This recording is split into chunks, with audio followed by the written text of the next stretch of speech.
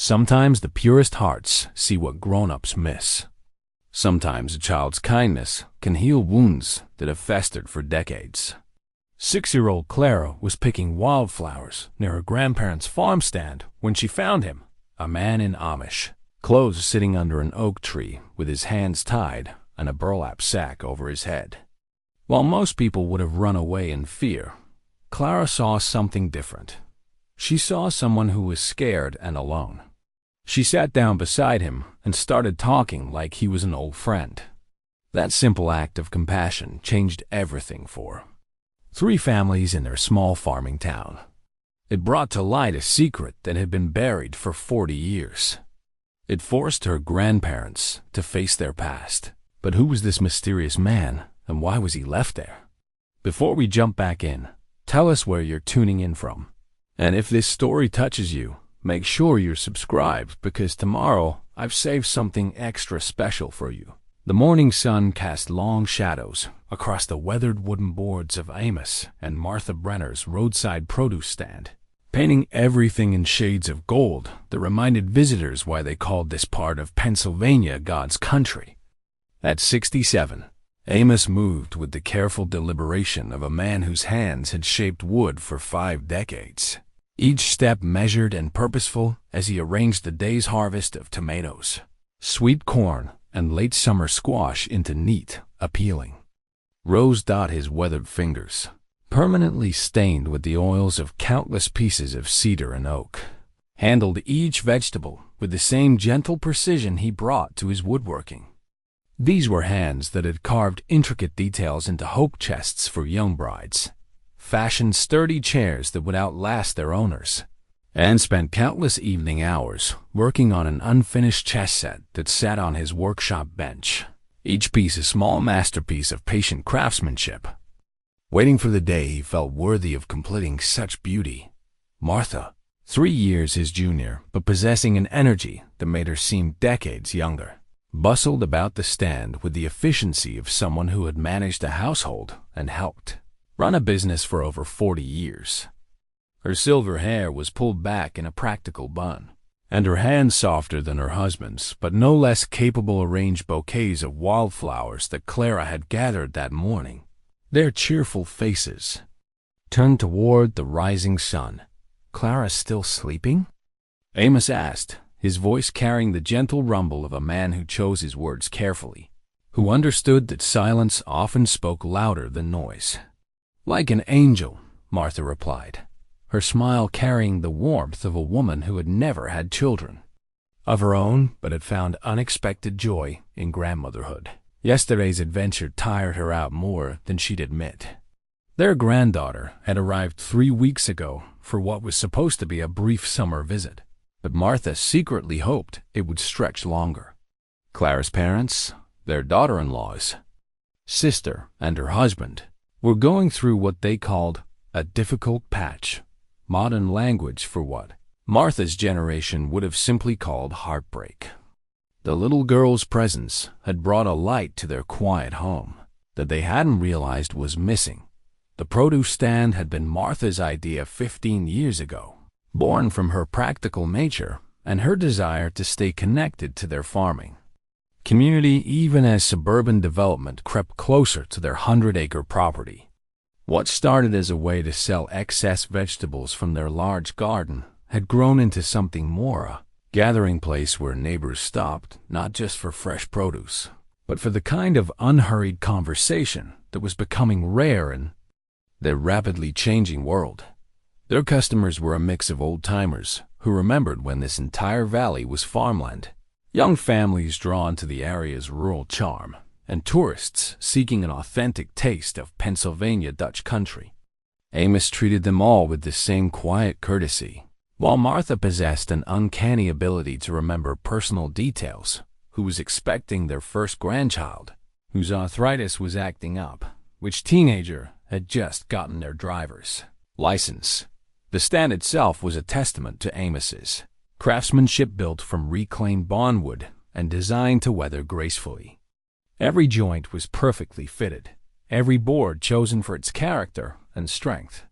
The roof overhang provided shade during the heat of summer, and shelter during sudden downpours, while the wide front counter invited customers to linger and chat rather than hurry through their purchases.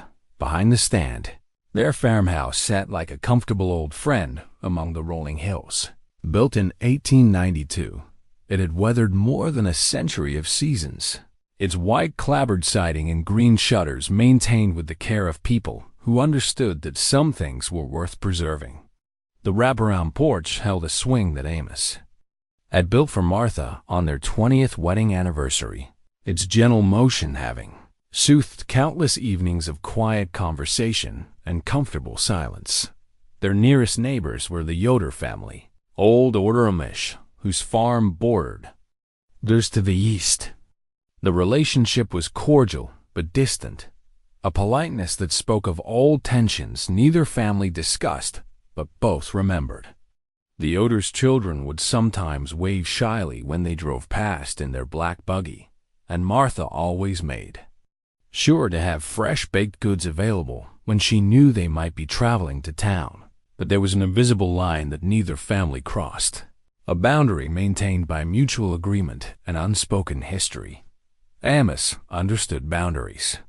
He had built his life around them, the careful distance he maintained from his past, the measured way he engaged with their community, the gentle barriers he erected around the parts of himself that were too tender to expose.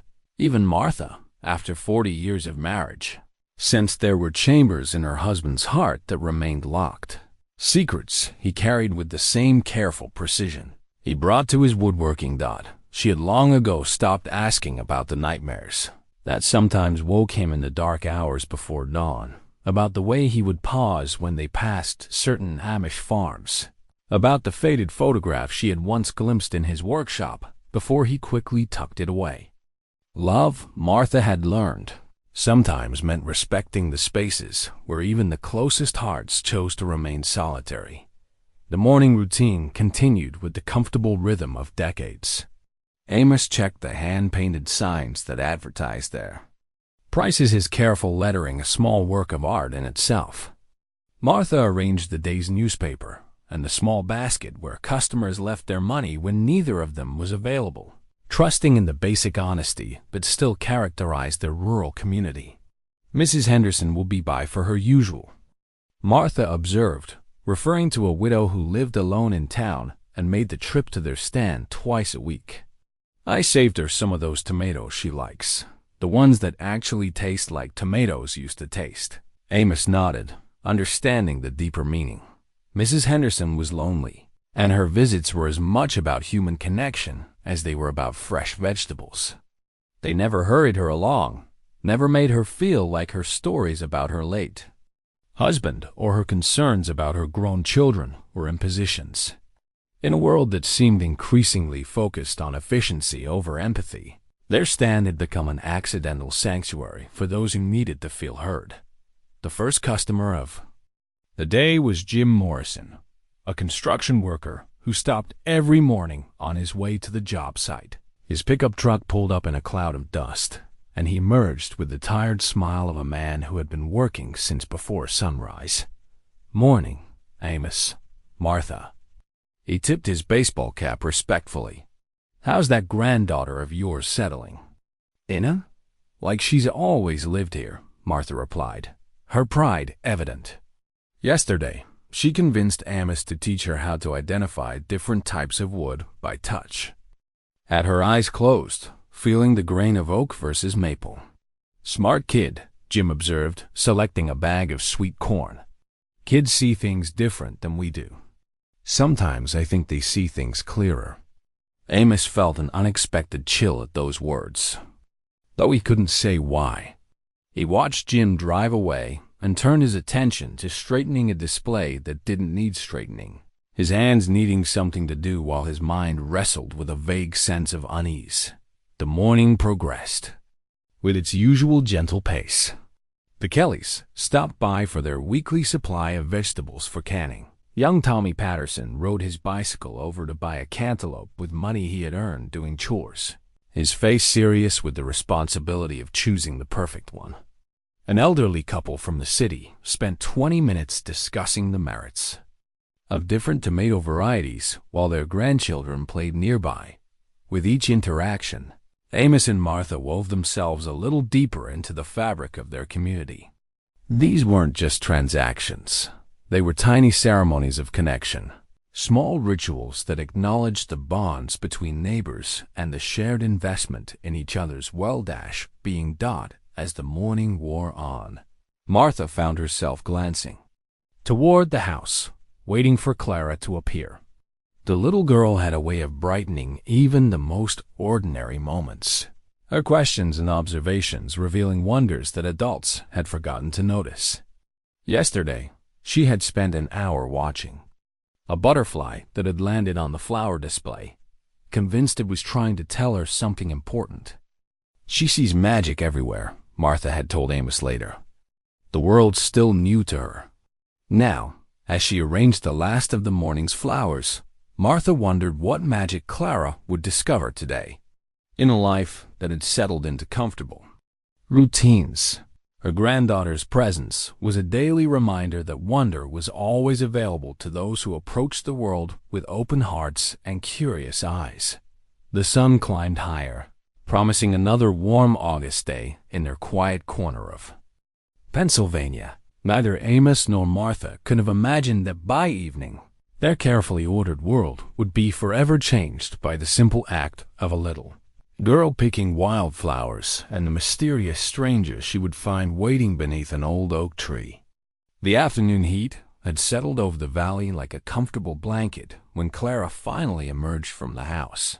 Her blonde curls still tousled from sleep, and her small hands clutching the empty mason jar that had become her preferred vessel for collecting wildflowers.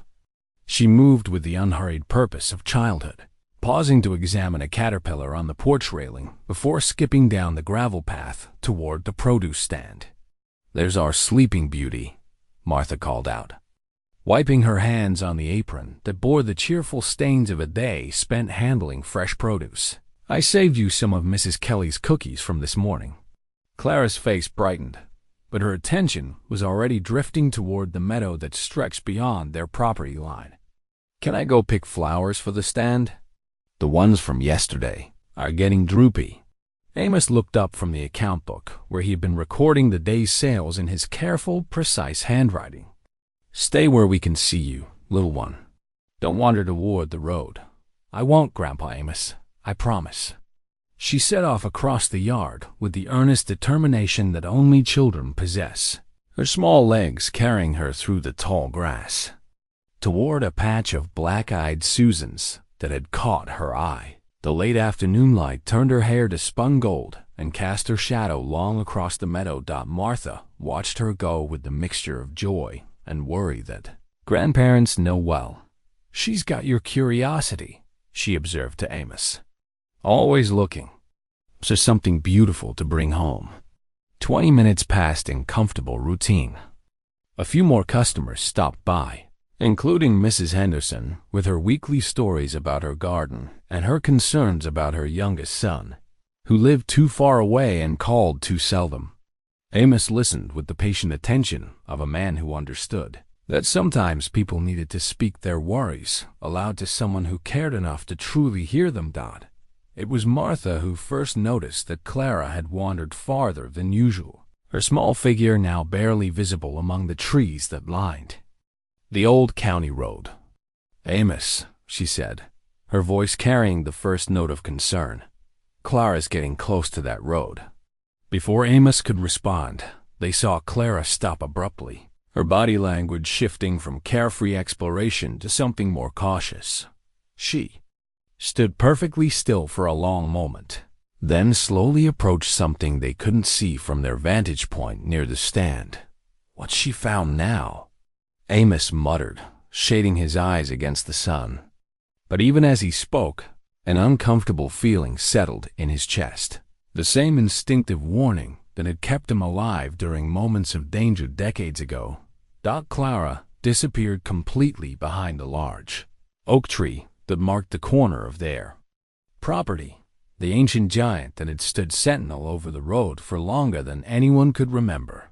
Minutes passed with no sign of her, and Martha's concern deepened into something approaching alarm.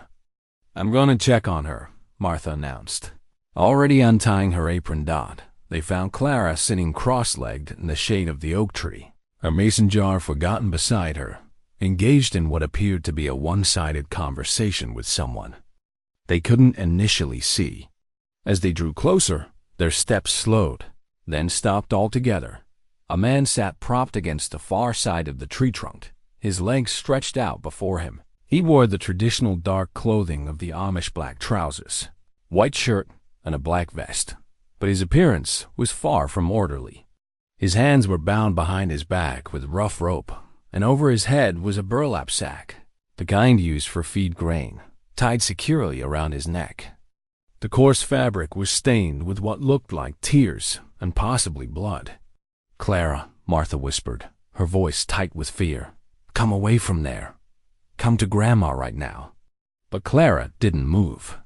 Instead, she continued talking in her cheerful, conversational way, as if the bound man were simply another neighbor who had stopped by for a visit. "I was telling him about the flowers," Clara explained without looking back. "He can't see them because of that sack, so I'm describing all the colors. I think he's sad, Grandma Martha. His hands are hurt." The man's head turned slightly toward Clara's voice, and even through the burlap, they could see his posture was one of gentle attention rather than threat. When he spoke, his voice was hoarse but cultured, carrying the distinctive cadence of Pennsylvania Dutch English.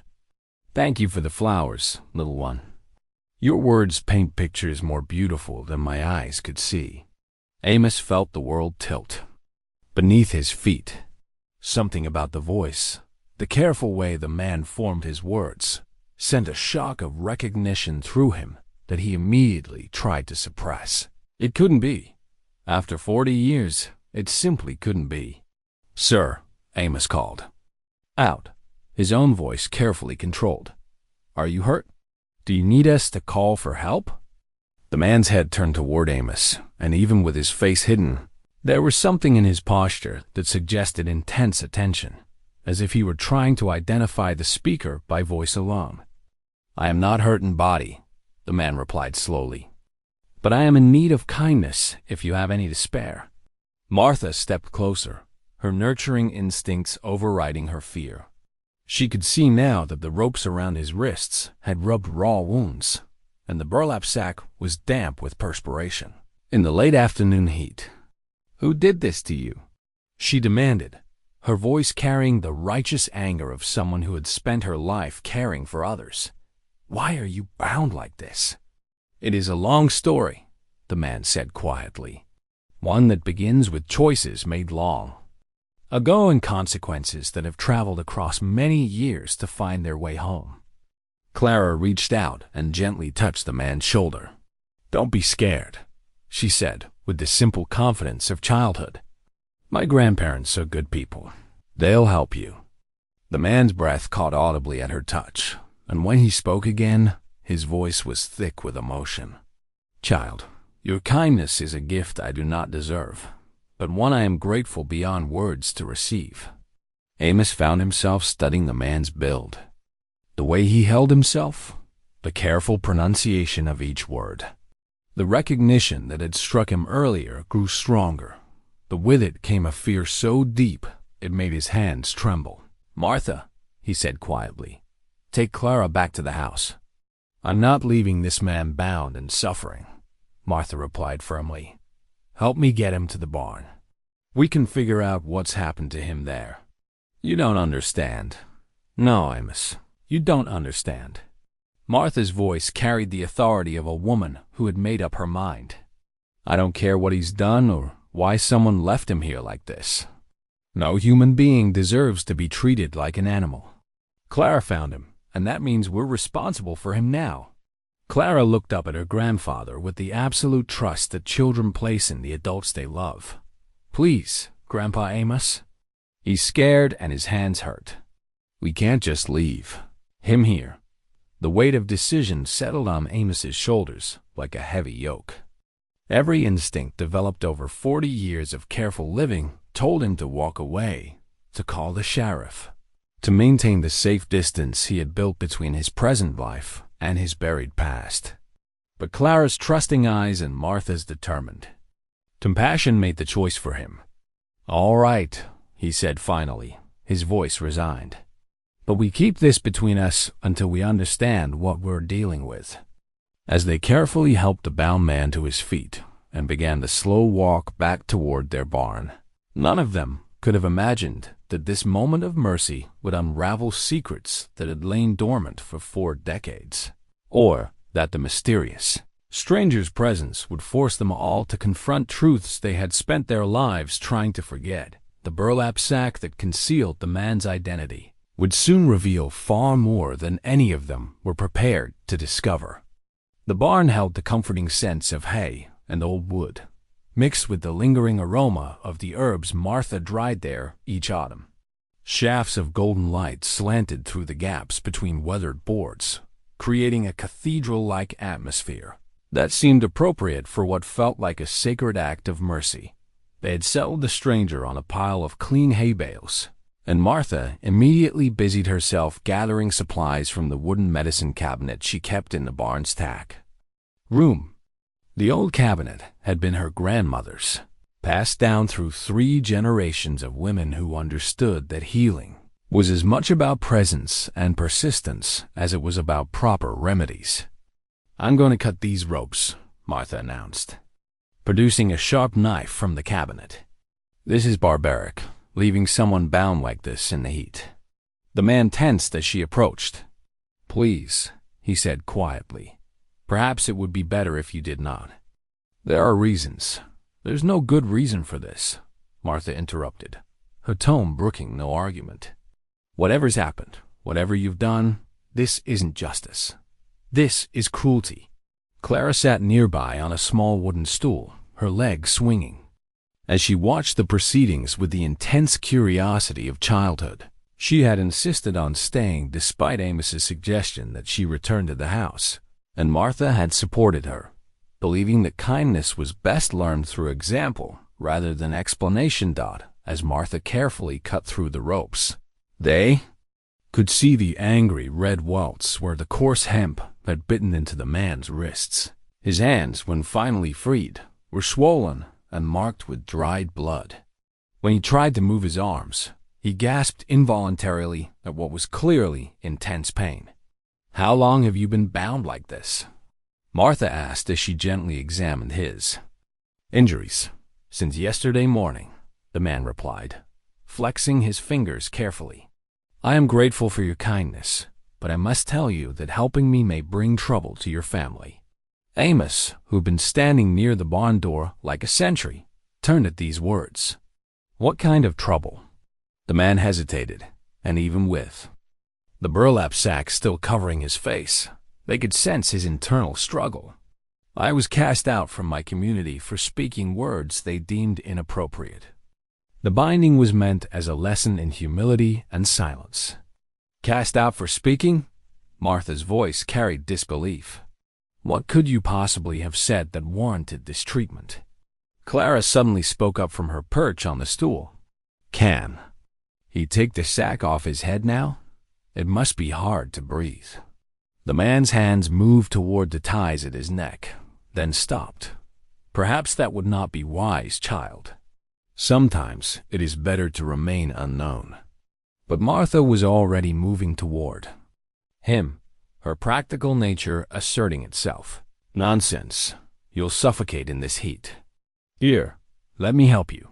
As her fingers worked at the knots, Amos felt his heart begin to race.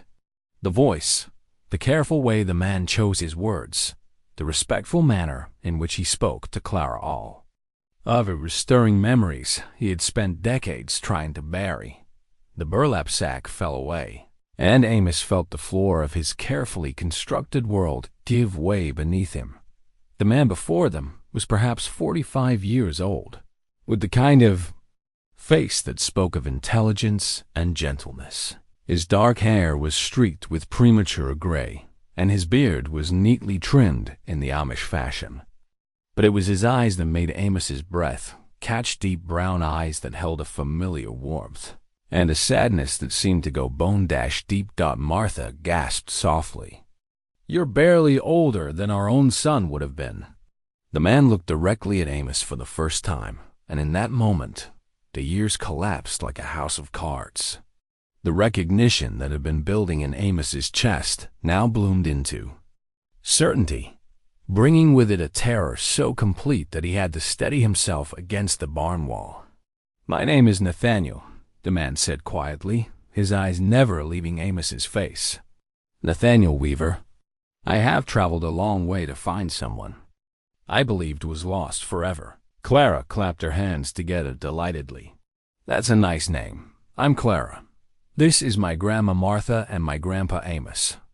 At the mention of Amos's name, Nathaniel's composure nearly broke. His hands trembled as he reached into his vest pocket and withdrew a small wooden object, a toy horse, carved with exquisite skill, but worn smooth by years of handling. "I have carried this with me for more than 20 years, Nathaniel said, his voice thick with emotion. "It was made by a man I was told was my father, though I never had the chance to know him.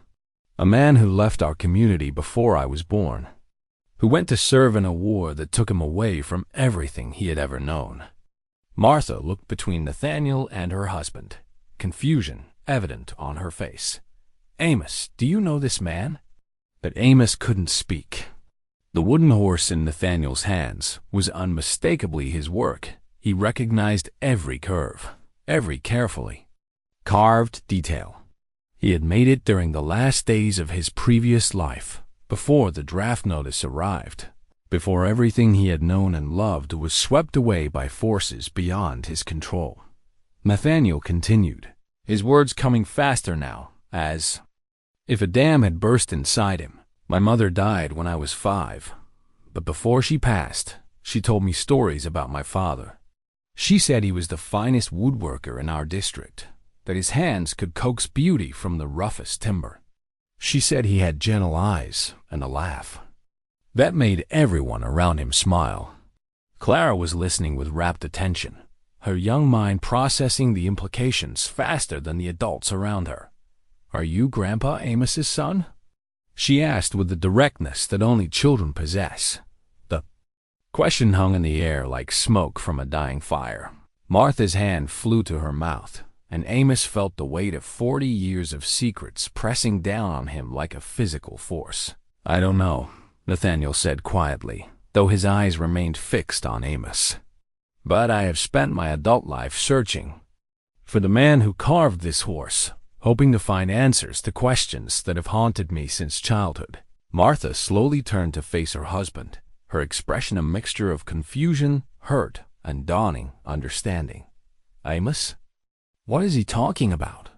But Amos could only stare at the wooden horse, at this tangible proof of a life he had thought successfully buried. In Nathaniel's weathered hands, it looked both exactly as he remembered and impossibly foreign, a relic from a world he had abandoned, a connection to choices that had defined and nearly destroyed him. The silence stretched between them, heavy with unspoken truths and the weight of revelation that would change all their lives forever. The tension in the barn was broken by Clara's small voice, clear and innocent in the gathering dusk. "Grandpa Amos, why do you look scared? Nathaniel seems nice." Amos found his voice, though it came out as barely more than a whisper. "Where did you get that horse?" "It was among my mother's few possessions when she died," Nathaniel replied, his thumb tracing the familiar grooves in the wood. "She told me my father made it for the child she carried, though he never knew she was with child when he left for the war." Martha sank onto a nearby hay bale, her face pale. "Amos, you need to explain what's happening here now." But before Amos could respond, Nathaniel continued, his words carrying the weight of a lifetime of questions. "My mother's name was Ruth Stoltzfus. She was 19 when she married Abraham Yoder in the summer of 1965. Her husband was drafted that same year. The names. Only man from our district taken for military service. He never returned. The name hit Amos like a physical blow. Abraham Yoder. The name he had been born with. The identity he had shed like an old coat when he came back from Vietnam and found his entire world changed beyond recognition. "You're lying," Amos said, but his voice lacked conviction. Ruth died in the influenza outbreak of 1968. The whole community mourned her. There was no child. Nathaniel's eyes filled with a pain that seemed to encompass decades. The community was told she died. Of influenza, yes. But she lived for 3 more years after that, hidden away in her sister's house in Ohio. She gave birth to me in secret, and I was raised by Bishop Weaver and his wife as their own son. They told everyone I was an orphan from a distant community. Martha's hand went to her throat. "You're saying that Amos, that my husband, was Abraham Yoder?" "Yes, my father." The words hung in the air like thunder after lightning. Clara looked between the adults with growing concern, sensing the emotional storm brewing around her, but not understanding its source. "I don't understand," she said in her small voice. "If Nathaniel is your son, Grandpa Amos, why are you sad? Shouldn't you be happy?" Out of the mouths of babes, Martha thought, even as her own world tilted on its axis. She turned to study her husband's face, seeing him as if for the first time. How many nights had she wondered about the nightmares that woke him? How many times had she sensed the presence of ghosts he refused to name? Amos slumped against the barn wall, the strength seeming to drain from his limbs. "I thought she was dead. They told me she was dead. When I came back from the war, everyone said she had. Died while I was gone. I went to her grave, Martha. I stood there and mourned her." "The grave was empty," Nathaniel said quietly. A necessary deception to protect both mother and child. The community felt it was better for everyone to believe she had died rather than face the shame of raising a child whose father had been exposed to the violence of war. "Shame?" Martha's voice cracked like a whip. "What shame?" "He served his country. He did his duty." Nathaniel's expression was infinitely sad. "You must understand, the Amish way is one of peace. When Abraham returned from Vietnam, he was changed. The elders could see the war in his eyes, the violence that had marked his soul. They believed that exposure to such things made a man unfit for our peaceful way of life. So they lied to him," Martha said, her anger building. "They let him believe his wife was dead rather than accept him back into their community. They were afraid," Nathaniel explained. "Afraid of what he might bring into their world. Afraid of how the war had changed him. When Ruth discovered she was with child after he had already left for the war, the community decided it was God's will that the child should be raised without the influence of a father who had learned to kill." Amos's legs gave out, and he sank to the hay-covered floor. I looked for her. When I came back, I searched every cemetery, every record. They told me she had died of fever, that she had been buried quickly to prevent contagion. I believed them. Clara slipped down from her stool and walked over to her grandfather, placing her small hand on his shoulder with the instinctive compassion that seemed to be her greatest gift. "It's okay, Grandpa. You didn't know, and now you found each other." Martha stared at her husband, this man she had loved and lived with for 40 years, this man whose past had been a carefully guarded mystery she had chosen to respect. "Is this why you never spoke of your time before we met? Why you seem to have no family, no history?" "I told you my family was dead," Amos said quietly. I believed it was true. When I came back from Vietnam and found Ruth gone when they showed me the grave with her name on it, I wanted to die myself. I left everything behind, my name, my community, my faith. I became someone else entirely. Nathaniel leaned forward, his eyes intense. "But you kept making toys. Beautiful, perfect toys that you carved with the same hands that held weapons of war.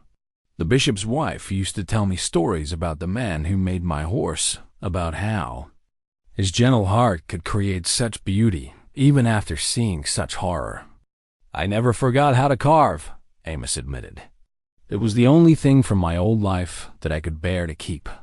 The feel of wood under my hands, the way a piece of maple or cherry could become something beautiful with patience and care. It was the only prayer I could still say. Martha felt tears streaming down her face as the full magnitude of the deception began to sink in. Your son has been alive all these years. Your wife survived. And no one thought you deserved to know? The community believed they were protecting everyone, Nathaniel said gently.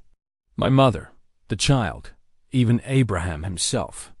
They thought it would be easier for him to build a new life if he believed his old one was completely gone. Easier? Martha's voice was sharp with pain. Do you know how many nights I've held him through nightmares? How many times I've watched him stare at nothing with such sadness in his eyes? How many years he's carried the weight of believing he failed everyone he ever loved? Clara tugged on Amos's sleeve. Grandpa, you didn't fail. Look, you found each other. And now we can be a bigger family. The simple wisdom of her words cut through the complexity of 4 decades of pain and deception. In the gathering twilight of the barn, surrounded by the honest scents of hay and wood and growing things, 3 generations of a fractured family faced the possibility that sometimes the greatest griefs could transform into unexpected gifts. But outside, the sound of an approaching vehicle broke the spell of their reunion. Through the barn door, they could see the distinctive profile of a sheriff's patrol car turning into their driveway. The patrol car's headlights swept across the barn as Sheriff Tom Bradley climbed out, his familiar bulk silhouetted against the dying light. He had been sheriff of their county for 15 years, a fair man who understood that rural communities sometimes needed more diplomacy than law enforcement. But his expression as he approached the barn was serious, the look of a man carrying unwelcome news. Evening, folks, he called out, his hand resting casually on his duty belt. Got a call about some unusual activity out this way. Mind if I have a word? Amos rose slowly to his feet, positioning himself between the sheriff and Nathaniel, while Martha quickly moved to gather Clara close to her side. The little girl sensed the tension in the adults around her and pressed against her grandmother's skirts. What kind of activity, Tom? Amos asked, his voice carefully neutral. Well, seems there's been some trouble over in Lancaster County. The Amish community there is missing one of their members fellow by the name of Nathaniel Weaver. He was last seen being escorted out of their district for what they're calling disciplinary reasons. Community leaders are concerned about his welfare. Sheriff Bradley's eyes had found Nathaniel, who sat motionless on the hay bale, his hands folded in his lap. You wouldn't happen to be Mr. Weaver, would you? Nathaniel met the sheriff's gaze steadily. I am. Well then, that answers that question. Bradley removed his hat and ran a hand through his graying hair. The thing is, Mr. Weaver, there are some folks over in Lancaster who are mighty worried about you. They say you left under distressing circumstances, and they want to make sure you're safe and sound. As you can see, Nathaniel replied quietly, I am both safe and sound, thanks to the kindness of this family. Bradley's experienced eyes took in the rope burns on Nathaniel's wrists, the torn clothing, the exhaustion evident in every line of his body. Those look like some nasty injuries you've got there. You want to tell me how you came by them? The silence stretched taut as a bowstring. Nathaniel glanced at Amos, then at Martha and Clara, clearly weighing his words carefully. I was disciplined by my community for speaking inappropriately, he said finally. The punishment was administered according to their customs, and I accepted it willingly. Punishment? Martha stepped forward, her voice vibrating with outrage. Sheriff Bradley, this man was bound with ropes and left by the roadside with a sack over his head. In this heat, he could have died. Bradley's expression hardened. Is that true, Mr. Weaver? Were you abandoned in a dangerous condition? Nathaniel hesitated, and Amos could see the conflict playing out across his features.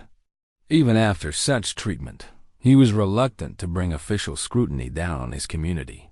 The discipline was harsh, Nathaniel admitted, but it was not intended to cause permanent harm. Intended or not, leaving someone bound and helpless by a public road is against the law in this county, Bradley said firmly, even if it's done in the name of religious discipline. Clara suddenly spoke up, her clear voice cutting through the adult tension. He was scared when I found him, and thirsty. Nobody should be left scared and thirsty. Bradley looked down at the little girl with the gentle expression he reserved for children. No, sweetheart, they shouldn't. You did the right thing bringing him help. The sheriff turned back to Nathaniel. Now, Mr. Weaver, I need to ask you directly. Do you want to press charges against the people who did this to you? The question hung in the air like smoke.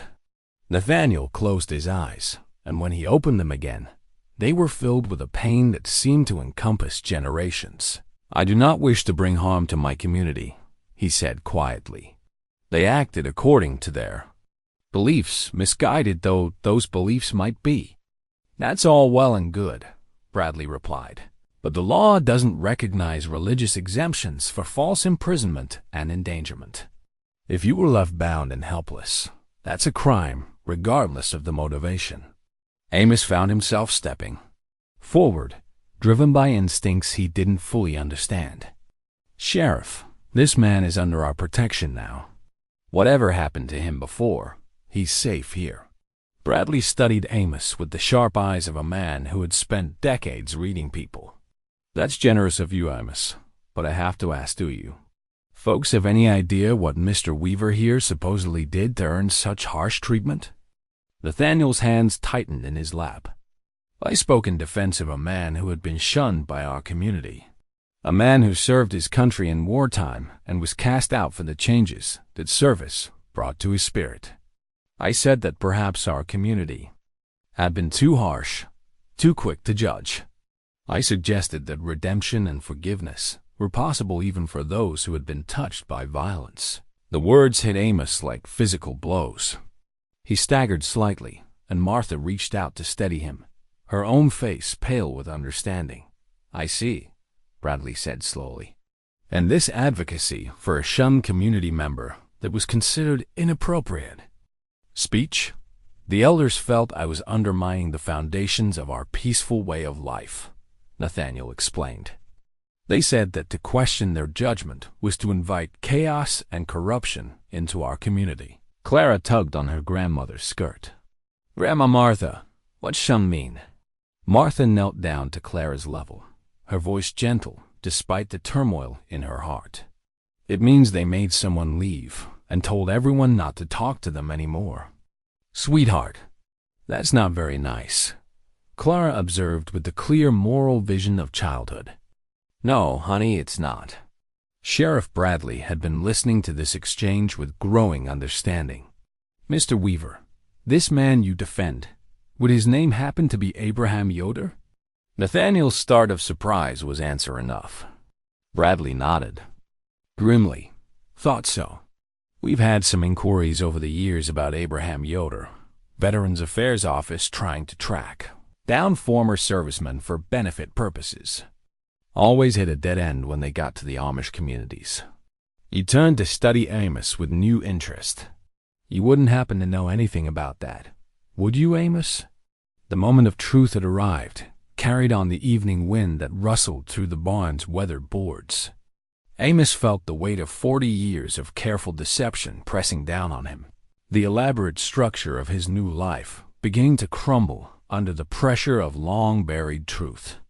Martha's hand found his, her touch warm and steady despite the fear he could feel trembling through her fingers. Clara looked up at him with absolute trust, waiting for the grandfather she adored to explain this confusing adult world. And Nathaniel, his son, his living child, watched with eyes that held 40 years of questions and the desperate hope that answers might finally be within reach. The silence stretched for what felt like an eternity before Amos spoke, his voice carrying the weight of 4 decades of buried truth.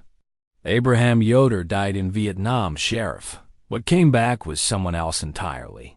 Sheriff Bradley removed his hat entirely, running his fingers through his hair as he processed the implications of what he was hearing. You're saying you're Abraham Yoder? The man who's been officially missing for 40 years. I'm saying that Abraham Yoder was a young Amish man who believed in peace and simple living. Amos replied, his voice growing stronger with each word. That man died the first time he was ordered to take a human life.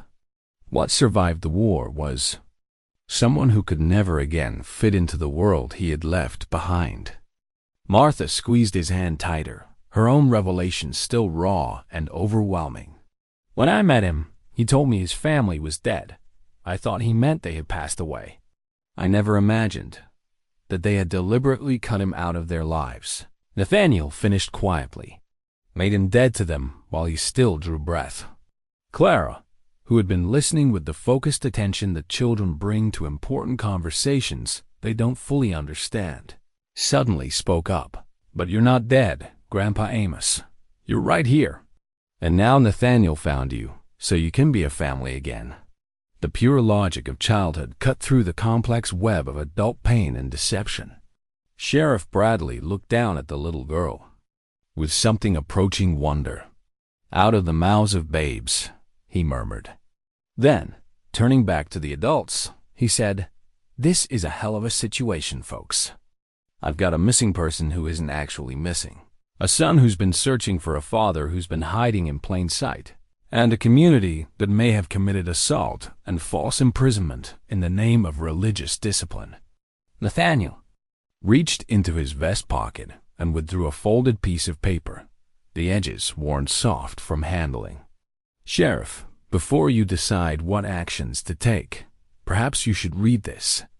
Bradley took the paper and unfolded it carefully. Even in the dim light of the barn, they could see it was covered with careful handwriting in what appeared to be Pennsylvania Dutch script. I'm afraid I can't read this, Mr. Weaver.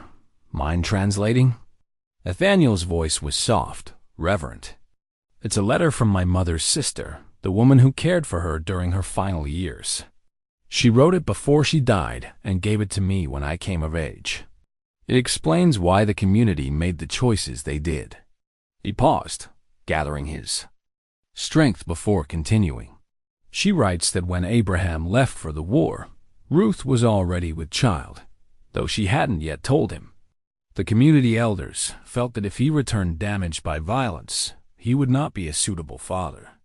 They decided to tell him that both Ruth and the child had died, allowing him to start fresh while protecting the child from his influence. Martha's gasp was audible. They planned it from the beginning. They never intended to welcome him back. The letter goes on to say that Ruth never stopped loving Abraham, Nathaniel continued. She spent her remaining years hoping he would somehow find peace, and she made her sister promise that if her son ever sought out his father, she would tell him the truth about why they were separated. Sheriff Bradley folded the letter carefully and handed it back. Mr. Weaver, do you have any legal claim to see justice done for what was done to you today? Nathaniel looked at Amos, then at Martha and Clara. I came to this county with one purpose, to find my father and deliver my mother's final message to him.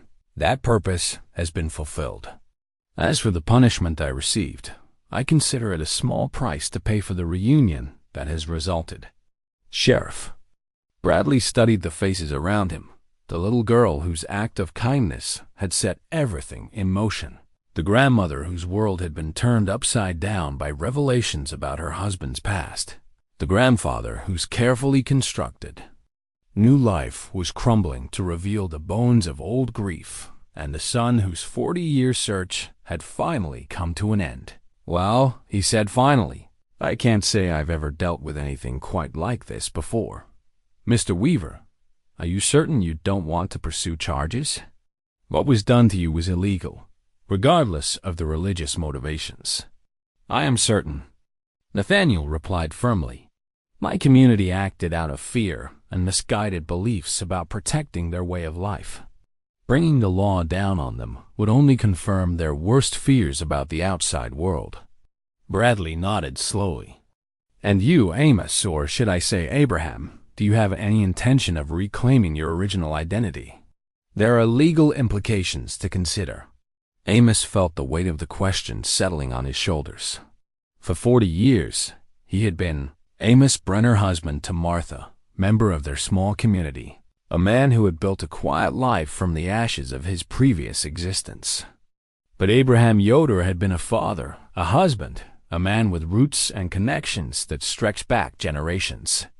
I don't know, he said honestly. Abraham Yoder was drafted into a war he didn't believe in, forced to do things that went against everything he had been taught about the sanctity of life. When he came home to find his world gone, he couldn't see any way to be that person again. Martha spoke up, her voice steady despite the tears in her eyes. But you're not the same man. Who left for Vietnam, are you? You've spent 40 years learning how to be gentle again. You've carved beautiful things with the same hands that once held weapons. You've loved me, loved Clara, been a pillar of this community. Clara nodded vigorously.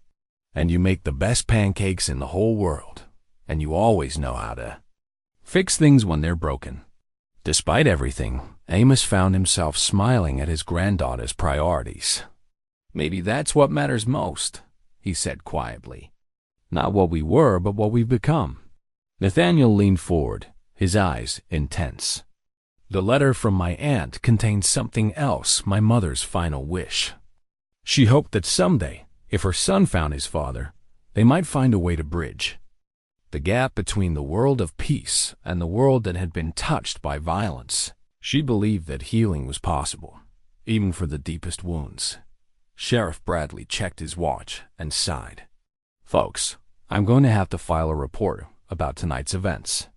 But given the circumstances, the family reunion, Mr. Weaver's refusal to press charges, and the fact that no one appears to be in immediate danger, I'm inclined to let this situation resolve itself without official intervention. He paused, studying them all with the careful gaze of a man who had seen enough human nature to recognize genuine emotion when he encountered it. That said, he continued, if anyone from Lancaster County comes looking for Mr. Weaver here, they're going to find him under the protection of a family that has every legal right to offer him sanctuary. And if they have a problem with that, they can take it up with me. As the sheriff prepared to leave, Clara suddenly ran to Nathaniel and threw her small arms around his neck. I'm glad I found you, she said simply. I'm glad you're going to be part of our family now. Nathaniel's composure finally broke, and tears streamed down his weathered face as he held the little girl who had changed all their lives with a simple act of compassion. Thank you, little one. Thank you for seeing past fear to find kindness. After Sheriff Bradley's patrol car disappeared down their gravel drive, the four of them stood in the gathering darkness of the barn, each lost in their own thoughts about the magnitude of what had just transpired. The wooden horse still lay in Nathaniel's palm, its surface smooth from decades of handling. In the dying light, it seemed less like a toy and more like a bridge, a tangible connection between past and present, between the young man who had carved it in hope and the son who had carried it through 40 years of searching. There's so much we need to talk about, Martha said quietly. So many years to catch up on, so many questions that need answers. Yes, Amos agreed, his voice thick with emotion. But perhaps that can wait until tomorrow. Tonight, I think we've all had enough revelations to last a lifetime. Clara yawned, the excitement and confusion of the day finally catching up with her. Can Nathaniel stay for dinner? And can he sleep in the guest room? I want to show him all my favorite places tomorrow. The adults exchanged glances, and for the first time since this extraordinary day began, they shared a moment of gentle laughter. Yes, sweetheart, Martha said, wiping away tears that were equal parts sorrow and joy. I think Nathaniel should stay as long as he wants to. 3 days had passed since Nathaniel's arrival, and the household had settled into a cautious rhythm. Martha had insisted he stay in their guest room, the small space under the eaves that had been intended for visitors who rarely came. Clara had appointed herself his guide to the property, showing him every corner of the farm with the enthusiasm of someone who had found a new best friend. Amish watched their interactions with a mixture of wonder and trepidation. There was something achingly familiar about the way Nathaniel moved, the careful attention he paid to Clara's chatter, the gentle way he handled the small creatures and growing things they encountered on their explorations. It was like watching echoes of his own younger self, the man he had been before the war carved away pieces of his soul. On this particular morning, while Martha was in town shopping for groceries and Clara was helping Nathaniel repair a section, a fence near the barn, Amos found himself drawn to his workshop. The unfinished chess set still waited on his bench, each piece a meditation in wood and patience. He picked up the knife he had been carving, feeling its familiar weight in his palm. "Those are beautiful pieces." Amos turned to find Nathaniel standing in the doorway, Clara beside him holding a handful of wildflowers she had picked along the fence line. "I've been working on this set for 3 years," Amos admitted. "Never quite found the courage to finish it." Nathaniel stepped closer, his eyes studying the intricate work with obvious appreciation. "The craftsmanship is extraordinary. Each piece has such personality, such life in the wood. Grandpa Amos is the best wood carver in the whole world," Clara announced with absolute certainty. "He taught me how to tell different kinds of wood just by touching them." "Did he now?" Nathaniel smiled down at her. "That's a valuable skill. Wood speaks to those who know how to listen." Clara looked up at him with curiosity. "Do you know about wood too?" "A little," Nathaniel replied modestly. "My adoptive father taught me some basic carpentry. Nothing as fine as this, though." He reached into his vest pocket and withdrew something small, offering it to Clara. "I'd been carrying this for so long, I thought perhaps it was time to share it with someone who would appreciate its craftsmanship." Clara gasped as she saw what lay in his palm, a tiny wooden horse, no bigger than her thumb, carved with exquisite detail. Every muscle in the animal's body was perfectly rendered, its mane flowing as if caught in an eternal wind. But Amos felt the world tilt beneath his feet. The horse was unmistakably his work, but not the toy horse Nathaniel had shown them in the barn. This was different, smaller, more intricate, clearly made by more mature hands. "Where did you get this?" Amos whispered. Nathaniel's expression grew solemn. "It was found in my swaddling clothes when I was taken to Bishop Weaver's house as an infant. My adoptive mother said it had been tucked next to my heart, as if whoever placed it there wanted to ensure I would always carry a piece of my father's love with me." The workshop fell silent, except for the sound of Clara's delighted exclamation as she examined the tiny horse. But Amos couldn't hear her words over the roaring in his ears. He remembered carving that horse, not for the child Ruth carried, but for another child entirely. A child who had lived for only 3 days, whose tiny body he had held as it grew cold in his arms. "That horse," he said slowly, his voice barely audible, "was made for my son. My first son, who died 3 days after birth." Nathaniel went very still. "Your first son?" "Ruth and I were married in the summer of 1965. She gave birth to our son that December, while I was in basic training. The baby lived for 3 days before his lungs failed. I carved that horse while I was on emergency leave for the funeral. I placed it in his tiny hands before they lowered the coffin into the ground." The silence that followed was deafening. Clara, sensing the shift in the adults around her, stopped examining the horse and looked up with wide eyes. Martha's voice came from the workshop doorway, sharp with confusion. "I just got back from town, and Mrs. Patterson told me the strangest thing. She said she saw Sheriff Bradley at the courthouse yesterday, looking through old burial records. She stepped into the workshop and immediately sensed the tension. "What's going on here?" Nathaniel's face had gone ashen.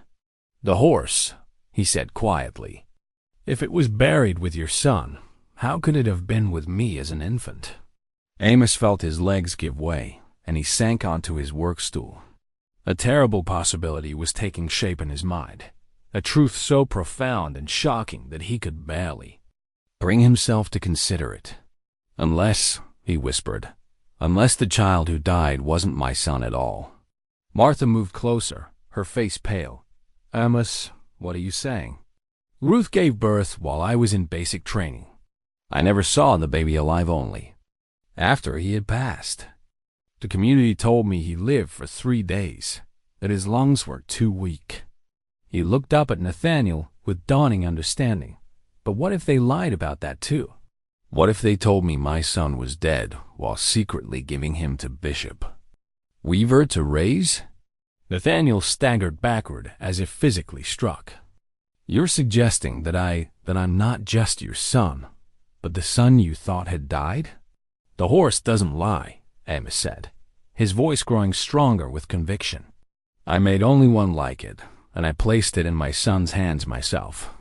If you've carried it since infancy, then you are that child.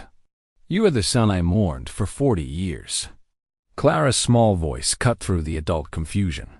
"But that's good news, isn't it? It means nobody really died. It means the baby grew up to be Nathaniel." The simple logic of her words hung in the air like a bell tolling. Martha sank into a nearby chair, her face a mask of conflicting emotions. "They took everything from you," she said quietly. "Your wife, your son, your entire identity. They made you believe you had lost everything that mattered, so you would never try to come back." Nathaniel was staring at the tiny horse in Clara's hands as if it might provide answers to questions he was afraid to ask. "If this is true, if I really am your son who supposedly died, then Bishop Weaver has known the truth my entire life. He has sat across from me at countless meals, taught me scripture, guided my spiritual development, all while knowing he was raising a child stolen from his father.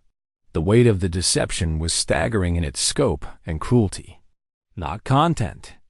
With simply driving Abraham away from their community, the elders had taken his child and made him believe that child was dead. They had stolen not just his present, but his future, his legacy, his hope of continuity. Why would they do something so cruel? Martha asked, her voice thick with horror.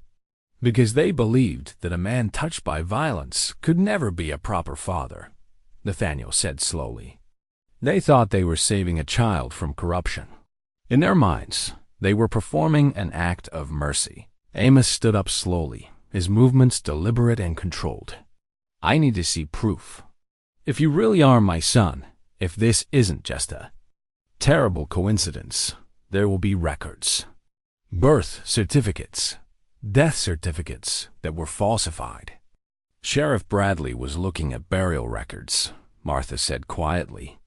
"Maybe he's already found something." Clara had been listening to the adult conversation with the focused attention she brought to important things.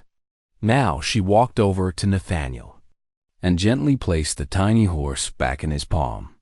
"It doesn't matter what the papers say," she announced with the clarity of absolute truth. "You're family now either way. Papers don't make people love each other. Hearts do." Her words seemed to break the spell of shock that had held them all frozen. Nathaniel knelt down to her level, his eyes bright with unshed tears. "You're absolutely right, little one. Papers and records and official documents, they can tell us what happened, but they can't change what we choose to do now."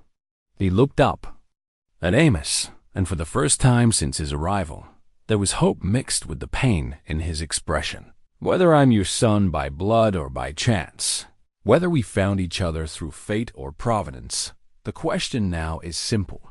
What kind of family do we choose to become?" The answer came not in words, but in the moment when Amos reached out and pulled Nathaniel into an embrace that was 40 years overdue, holding his son, his living, breathing, grown son, while Martha and Clara wrapped their arms around them, both creating a circle of love that no amount of past deception could break. The phone call came at dawn on Saturday morning, its shrill ring cutting through the peaceful quiet of the farmhouse like a blade. Martha answered on the third ring, her voice still thick with sleep, while Amos sat up in bed beside her, instantly alert with the wariness of a man who had learned that early morning calls rarely brought good news. "Mrs. Brenner?" The voice on the other end was crisp, official. "This is Deputy Reynolds from the Lancaster County Sheriff's Department. We need to speak with you and your husband about a man named Nathaniel Weaver. We understand he may be staying on your property." Martha's hand tightened on the receiver. "May I ask what this is concerning?" "Ma'am, we have representatives from the Amish community here who are demanding Mr. Weaver's return. They're claiming he stole property belonging to their church and that he's mentally unstable. They want to file charges." "That's ridiculous," Martha said, her voice sharp with indignation. "He hasn't stolen anything, and he's perfectly rational." "Be that as it may, ma'am, we need to investigate these claims. We'll be there within the hour." The line went dead, leaving Martha staring at the phone in her trembling hand.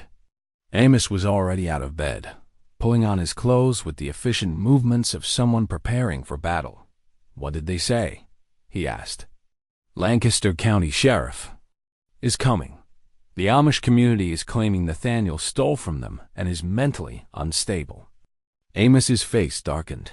"They're not giving up. They want him back under their control." They found Nathaniel in the kitchen, fully dressed despite the early hour, standing at the window that overlooked the road.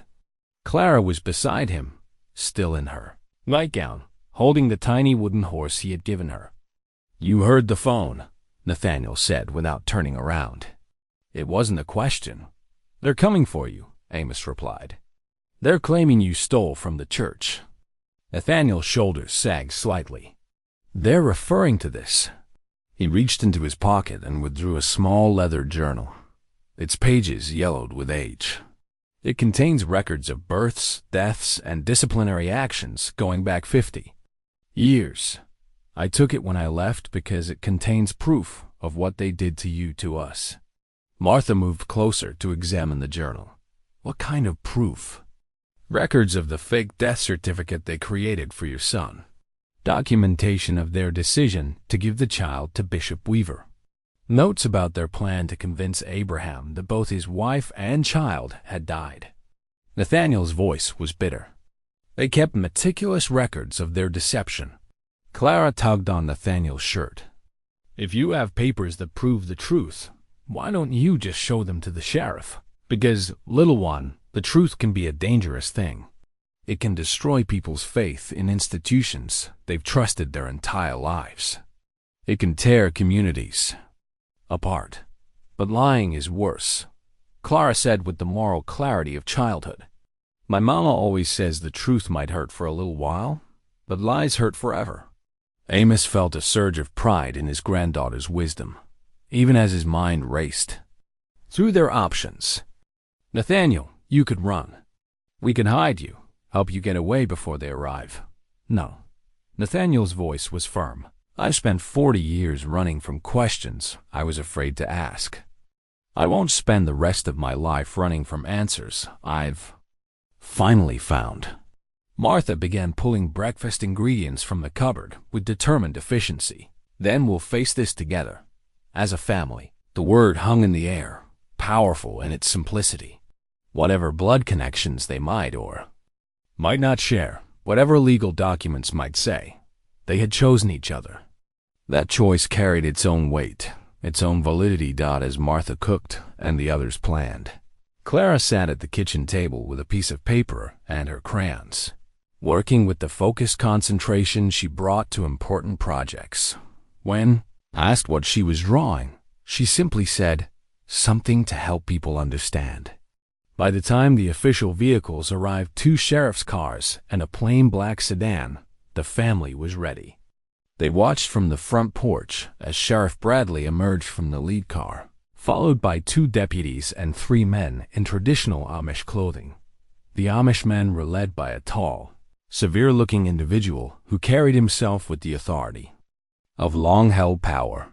His beard was white as snow, his eyes sharp and unforgiving. Behind him walked 2 younger men, their faces carefully neutral, but their body language suggesting deep discomfort with the situation. "That's Bishop Weaver," Nathaniel said quietly. "The man who raised me." Clara studied the approaching group with interest. "He looks angry and sad, like he's angry about being sad." Her observation was more perceptive than she knew. Bishop Weaver's face indeed carried the harsh lines of a man who had spent decades making difficult decisions, convinced of his own righteousness, but perhaps, deep down, troubled by the weight of secrets he had carried. Sheriff Bradley approached the porch with the careful diplomacy of a man walking through a minefield. "Morning, folks. I'm sorry to disturb you so early, but we have some serious allegations that need to be addressed." "What allegations exactly?" Amos asked, his voice steady. Bishop Weaver stepped forward, his eyes fixed on Nathaniel with an intensity that bordered on the obsessive. "Nathaniel Weaver has stolen property belonging to our church and community. He has violated the terms of his shunning by leaving our district without permission. He is mentally unstable and requires supervision for his own safety and that of others." "That's quite a list of accusations," Martha observed dryly. "Do you have any evidence to support these claims?" "The evidence is his behavior," the bishop replied. "He has become fixated on a fantasy about his parentage, convinced that he's the son of a man who abandoned our community decades ago. This delusion has driven him to desperate acts." Clara suddenly stood up from her chair, clutching her drawing. "Excuse me," she said politely, using the formal manners Martha had taught her for addressing adults. "I have something to show you." She walked down the porch steps and held up her crayon drawing for everyone to see. It showed a family, 2 grandparents, a child, and a man with a gentle smile. Above them, she had written in her careful first-grade handwriting, "Families are made of love, not just blood." "I drew this for you," she said to Bishop Weaver, "because I think you're sad about Nathaniel leaving. But he's not leaving his family, he's finding it, and there's room for everyone to be loved." The bishop stared down at the little girl, and for a moment his stern facade cracked slightly. "Child, you do not understand the complexities of adult responsibilities." "I understand about being lonely," Clara replied simply. "And I understand about being scared to love someone because you might lose them. But Nathaniel isn't lost anymore. He's found." Sheriff Bradley cleared his throat.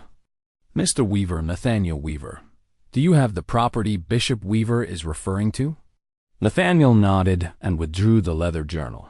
"I have this record book, which I took when I left. It contains information that I believe belongs as much to me as to anyone else." "What kind of information?" "Records of births, deaths, and community decisions dating back 50 years, including records that prove I am not who I was told I was my entire life." One of the younger Amish men shifted uncomfortably, and Martha noticed Bishop Weaver's jaw tighten almost imperceptibly. "The book belongs to our church," the bishop said firmly. "Whatever fantasies it might seem to support in an unstable mind, it is community property and must be returned."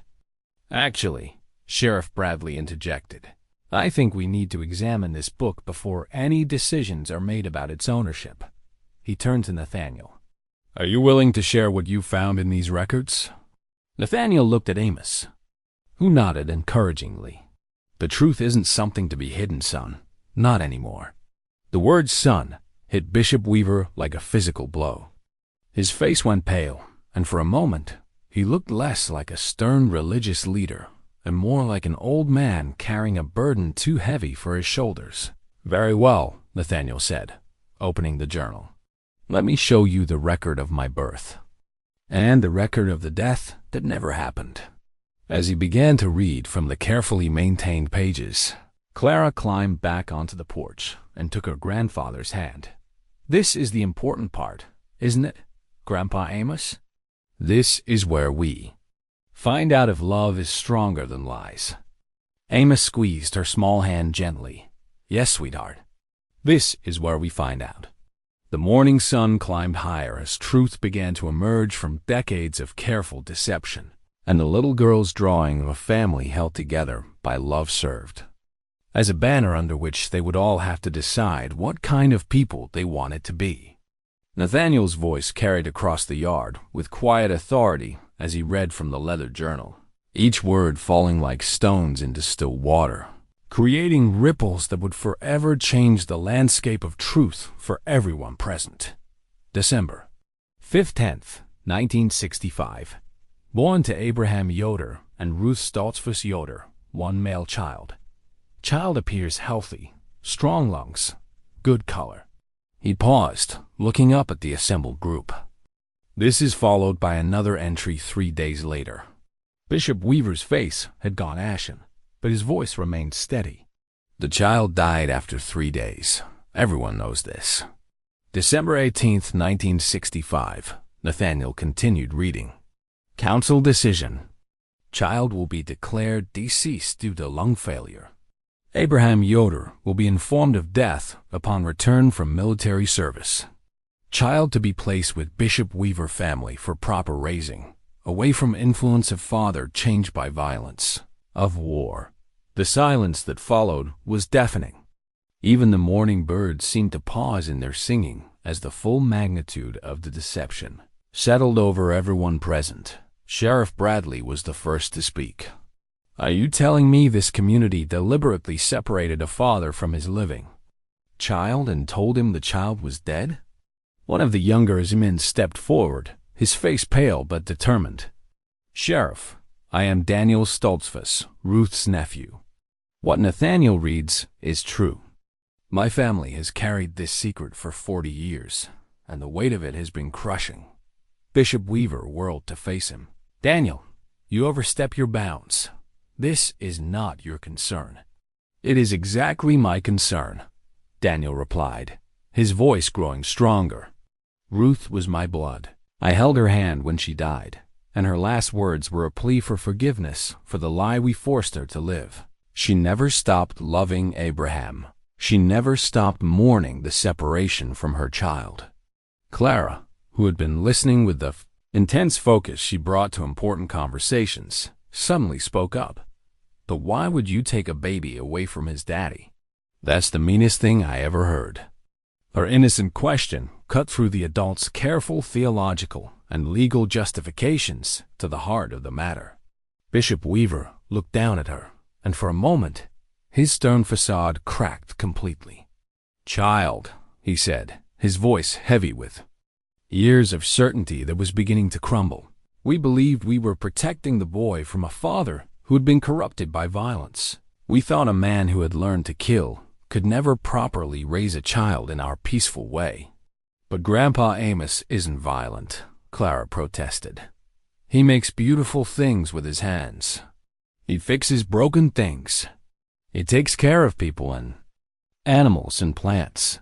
How is that corrupted?" Amos felt tears stinging his eyes at his granddaughter's fierce defense of him.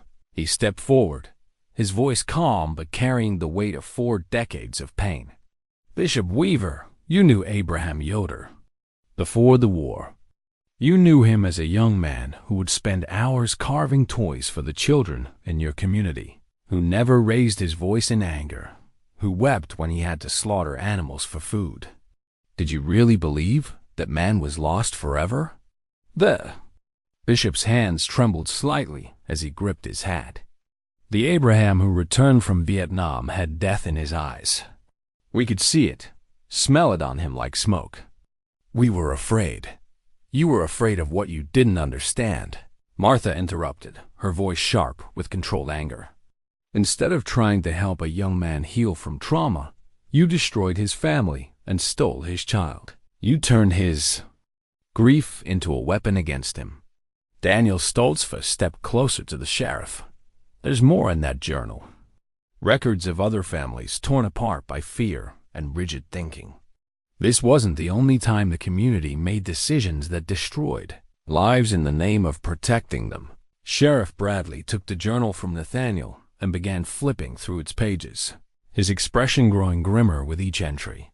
This is going to require a full investigation. These aren't just religious decisions. These are criminal acts. Fraud, kidnapping, false documentation. Bishop Weaver suddenly looked every one of his 73 years. We thought we were serving God's will. We thought we were protecting our community from outside corruption. Whose will were you really serving? Amos asked quietly. God's, or your own fear of change? Your own inability to believe that love could be stronger than the things that try to destroy it? Clara walked over to Bishop Weaver and gently tugged on his coat. When he looked down at her, she held up her drawing again. This is what families really look like, she said simply. People who choose to love each other even when it's hard, even when they're scared, even when other people tell them they're wrong. The old man stared at the child's crayon drawing, and something in his expression began to shift. The rigid certainty that had carried him through decades of difficult decisions was cracking, letting in light that was both painful and necessary.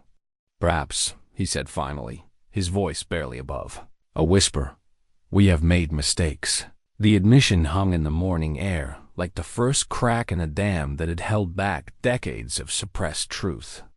Bishop Weaver's acknowledgement of mistakes, coming from a man who had wielded absolute moral authority for most of his adult life, seemed to give permission for others to speak truths that had been buried under layers of community pressure and religious obligation.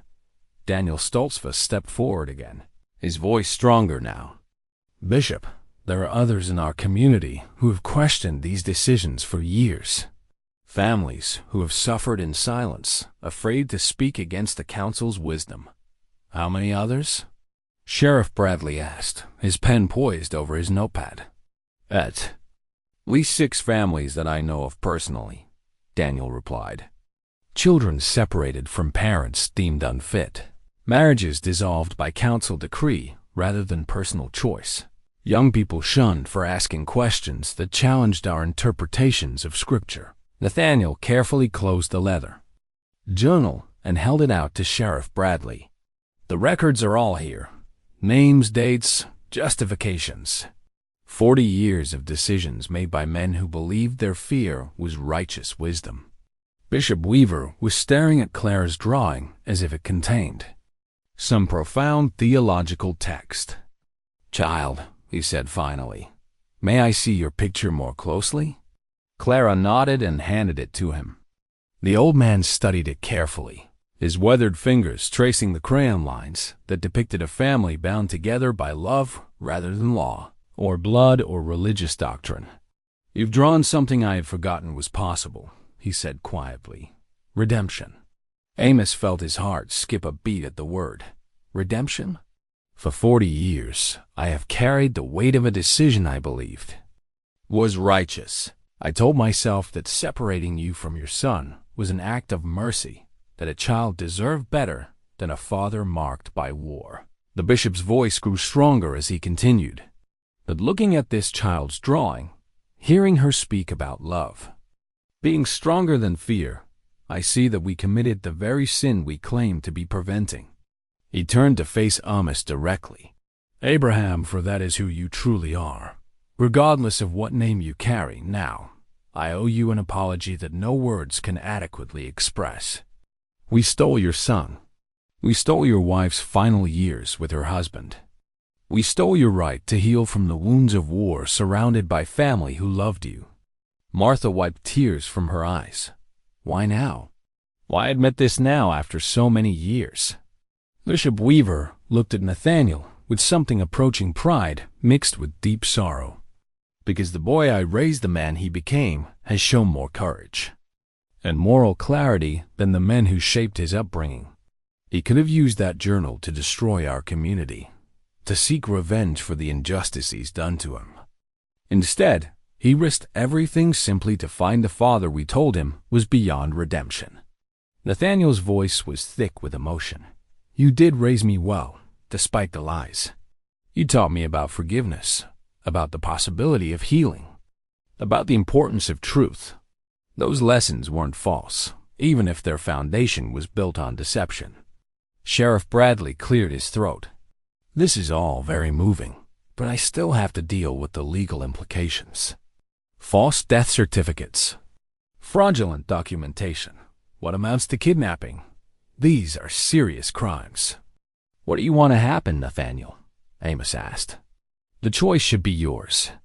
Nathaniel looked at each face in turn, his biological father who had spent 40 years believing he was dead, the stepmother who had welcomed him despite the upheaval his presence brought to their lives, the little girl whose simple act of kindness had set everything in motion, and the old man who had raised him with love even while maintaining a devastating lie. I want accountability, he said finally, but I also want healing. Sheriff Bradley, what if the community agreed to make reparations, to acknowledge publicly what was done, to help other families that were affected, to change their practices? Going forward? Daniel Stoltzfus nodded vigorously. There are many in our community who would support such changes, who have been waiting for someone brave enough to speak the truth. Bishop Weaver straightened his shoulders, and for a moment, he looked less like a defeated old man and more like the leader he had once been, but a leader transformed by humility rather than powered by rigid certainty. I will propose to our council that we establish a commission to review all decisions made over the past 50 years, he said firmly. Families that were wrongly separated will be given opportunities for reconciliation. Young people who were shunned for asking legitimate questions will be welcomed back, and we will publicly acknowledge the mistakes that were made in the name of protecting our way of life. Clara suddenly clapped her hands together. That's like what happens in the fairy tales, when people admit they were wrong and try to fix things, and then everyone can be happy again. The adults couldn't help but smile at her enthusiasm, even in the midst of such weighty revelations. Sheriff Bradley closed his notepad with a decisive snap. Given the circumstances, the voluntary admission of wrongdoing, the commitment to make reparations, and the victim's preference for restorative rather than punitive justice, I'm inclined to work with the district attorney on a comprehensive settlement rather than pressing criminal charges, he announced.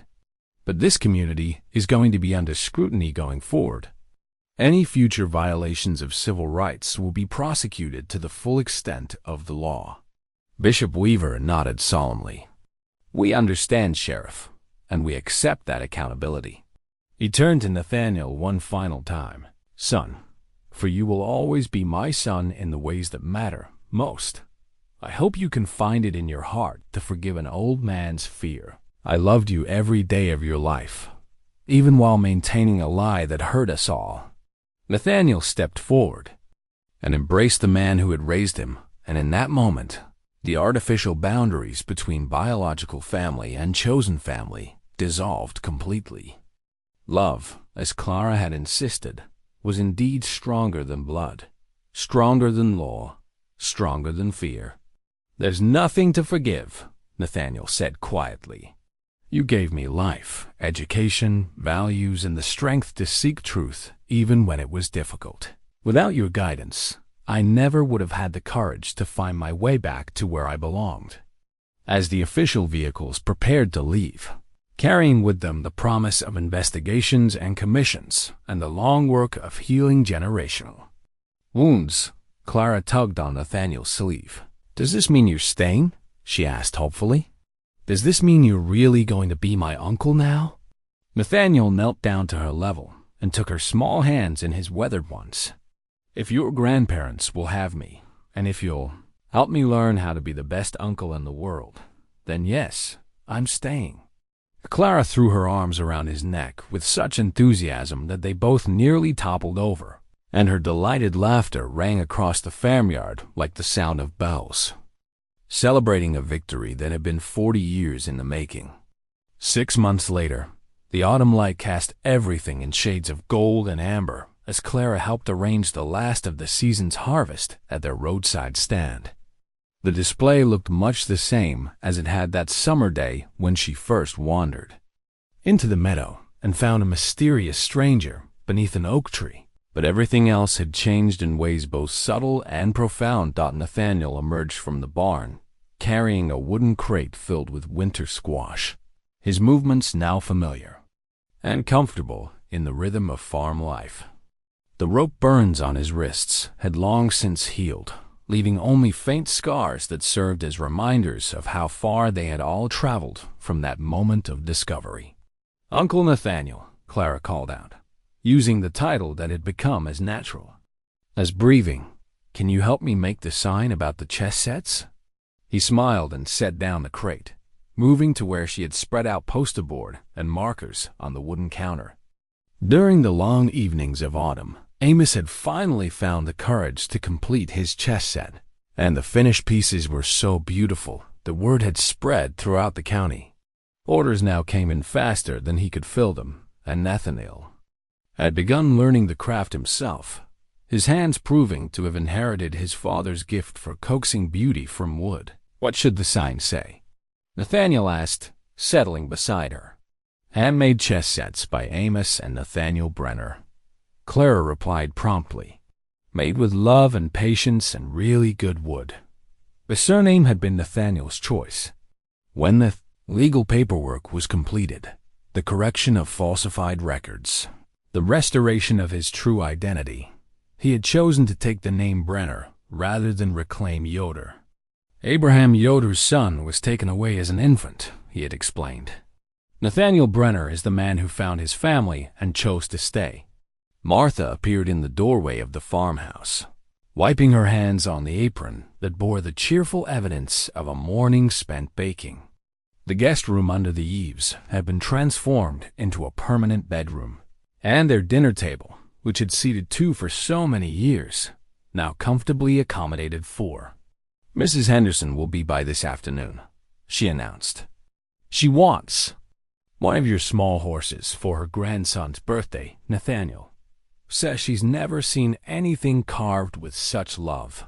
The tiny wooden horses had become Nathaniel's specialty, each one unique, each one carrying some echo of the original horse that had traveled 40 years to reunite a father and son. He carved them from scraps of wood left over from the chess sets, and demand for them had grown so strong that Clara had suggested they needed their own special display.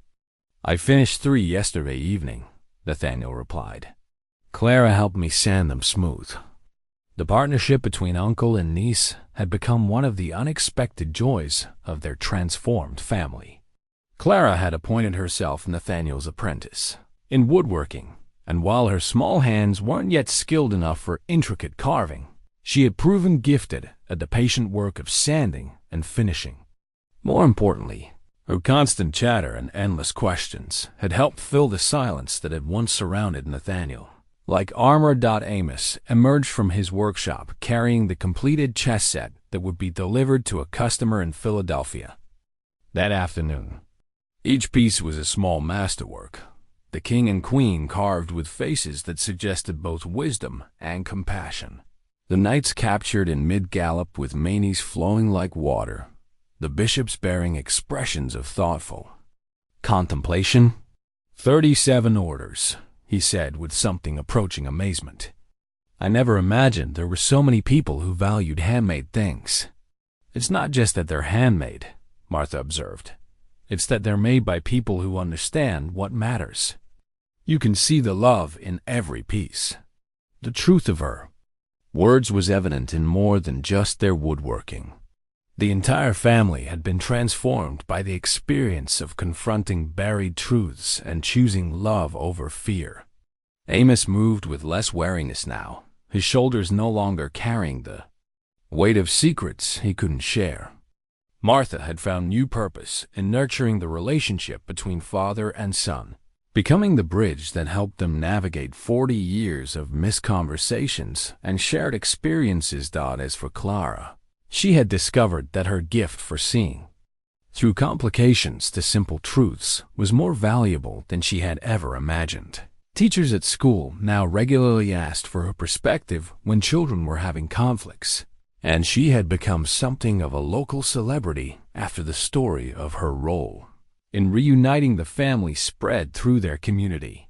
The afternoon brought a steady stream of customers, many of whom came as much for conversation as for produce. Their story had become part of local folklore.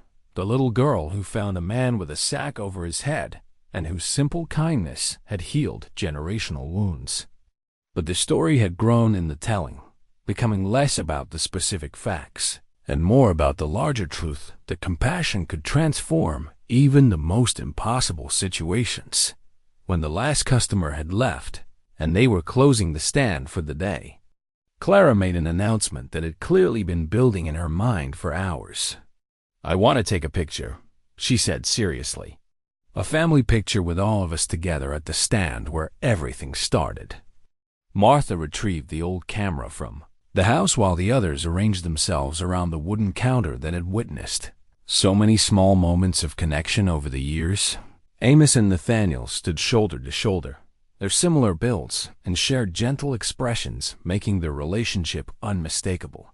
Martha and Clara flanked them, completing a circle that felt both natural and miraculous. "Say, family," Clara instructed as Martha prepared to take the picture. "Family," they said in unison, and the camera captured not just their faces but the joy that radiated from a group of people who had learned that love was indeed stronger than fear, that truth was more powerful than deception, and that sometimes the most profound changes began with the simplest acts of kindness. Later that evening, as they sat around the dinner table sharing the day's experiences, Clara made one final observation that would become part of family legend. "You know what, I think," she said, her small face serious with the weight of important thoughts. "I think maybe angels look like regular people who need help. And maybe the best thing about being human is that we get to be angels for each other sometimes." In the warm light of their kitchen, surrounded by the comfortable noise of family conversation and the lingering aroma of Martha's apple pie, her words seemed less like childish wisdom and more like the deepest truth any of them had ever heard.